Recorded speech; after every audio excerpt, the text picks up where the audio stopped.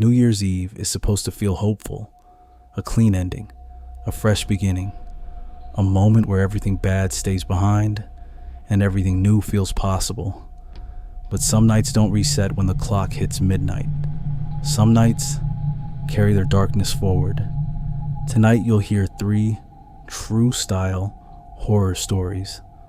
All of them happened on New Year's Eve, 3 celebrations, 3 different places, and 3 moments that refuse to stay in the past. If you're listening to this alone, keep the volume low. And if you hear something nearby, don't turn around. Just keep listening. I was working night security at a small roadside hotel on New Year's Eve. Nothing expensive, nothing memorable. Just a quiet place near the highway, where travelers stop to sleep before continuing their journey. By 11:30 p.m., the lobby was empty. Most guests were already in their rooms, watching the countdown on television, waiting for midnight. At 11:47 p.m., the front doors opened. A woman walked in. She didn't look drunk. She didn't look lost. But she looked wrong. No coat, no bag. Just a thin black dress, like she'd stepped out of a party that never really began. She asked for a room. Her voice was calm, but distant, as if she was speaking from somewhere far away. I gave her the key to room 306.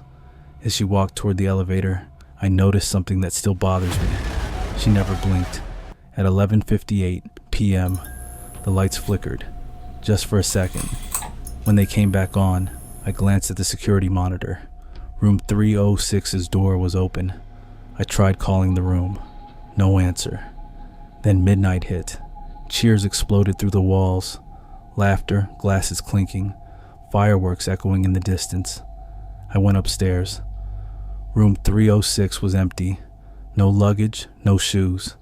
No sign anyone had ever been there. But the bathroom mirror was fogged, written with a finger, just one sentence. I didn't make it to this year. Later that night, police told me something else. A woman matching her description had died in a car accident on that same highway 3 hours earlier. New Year's is about moving forward. But sometimes, something tries to follow.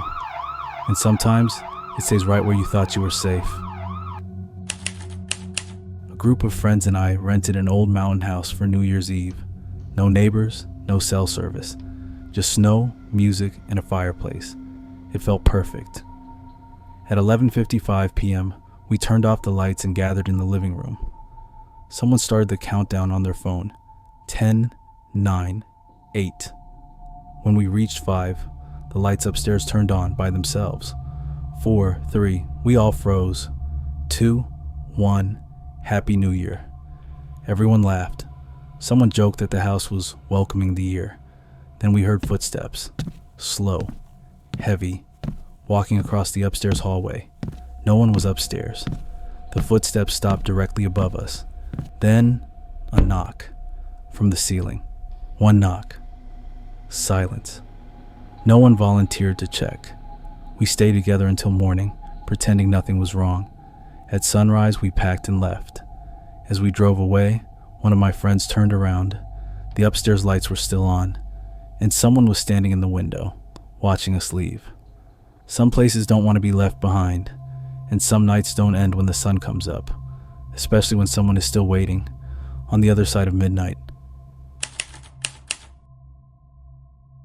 I worked overnight at an emergency call center on New Year's Eve. Most calls that night were predictable.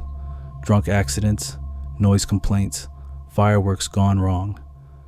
At 12:12 a.m., my phone rang. The caller was whispering. She gave her name, her address. Then she said, "I think someone is in my apartment." I told her to stay on the line.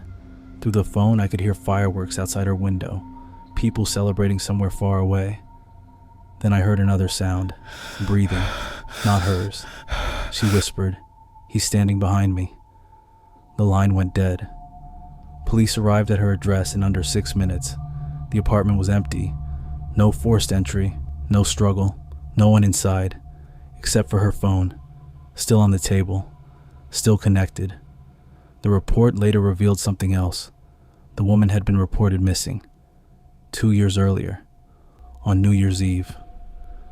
Some people celebrate the new year, others survive it, and some never leave it behind. If you want more true style horror stories like these, stay close. ShadowPulse is just getting started.